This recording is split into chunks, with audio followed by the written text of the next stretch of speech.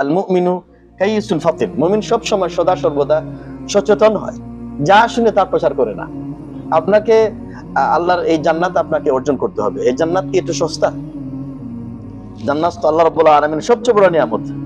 আলা ইন্না সিলাতাল্লাহি গালিয়া, সবচেয়ে বড় নিয়ামত আপনি অর্জন করবেন এই 2 পয়সার টাকা পয়সার বক্তব্য দিয়ে। হালকা কিছু বক্তব্য শুনে যদি আপনি আমল করেন তাহলে তো আপনি বিভ্রান্ত হয়ে যাবেন। এই মূলনীতি আমাদের সব সময় মনে রাখা দরকার। যে কোনো বক্তব্য আসবে, যে কোনো কথা আসবে, আমার কথা হোক, অমুকের কথা হোক। এখন আপনারা বলবেন আমরা তো সহজ সরল মানুষ, আমরা তো এটাগুলো এত পেস, এত হুজুরদের এত পেস আমরা বুঝি না। সমাজের লোকেরা তো তাই বলে, তাই তো না? কেন? আপনি দুনিয়ার সবকিছু আপনি বুঝেন। একটা জমি ক্রয় করার সময় আপনি জমির পর্চা ঠিক আছে কিনা, বায়ান্ন রেকর্ড ঠিক আছে কিনা, কি বলে এসে খতিয়ান ঠিক আছে কিনা, এগুলো সবগুলো আপনি দেখেন। কিন্তু যখন দুনিয়ার আখিরাতের বিষয়টা আসে, না আপনার হুজুরাই তো 100 দলে বিভক্ত, আমরা কি আর করবো, এরকম বলে কিনা? হ্যাঁ, দুনিয়াবি ক্ষেত্রে আপনি সবকিছু বুঝেন, কিন্তু আখিরাতের ক্ষেত্রে আপনি হুজুরদের উপর চড়া হয়ে যান।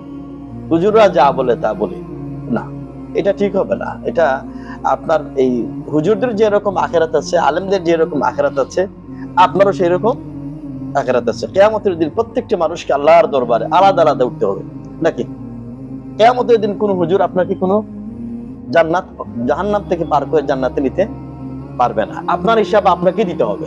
এবং হাদিসের মধ্যে আসছে, রাসূল সাল্লাল্লাহু আলাইহি ওয়াসাল্লাম বলেন, কিয়ামতের দিন আল্লাহ রাব্বুল আলামিন প্রত্যেকটি বান্দার সাথে আলাদাভাবে কথা বলবেন, যে বান্দা তুমি কি কাজটা করেছো।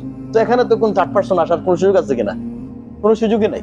এজন্য আমরা আমাদের এই কোরআনিক মূলনীতি আমাদের দুনিয়াবি ক্ষেত্রে যেভাবে প্রয়োজন, আখিরাতের ক্ষেত্রে এর চাইতে বেশি প্রয়োজন। দুনিয়াবি দৃষ্টিকোণ থেকে হয়তো আপনি একটা জমি জমা কোনো ব্যক্তির উপর নির্ভরশীল হয়ে হয়তো আপনি একটা ষড়যন্ত্রের মুখে পড়ে গিয়েছেন, লস হয়েছে।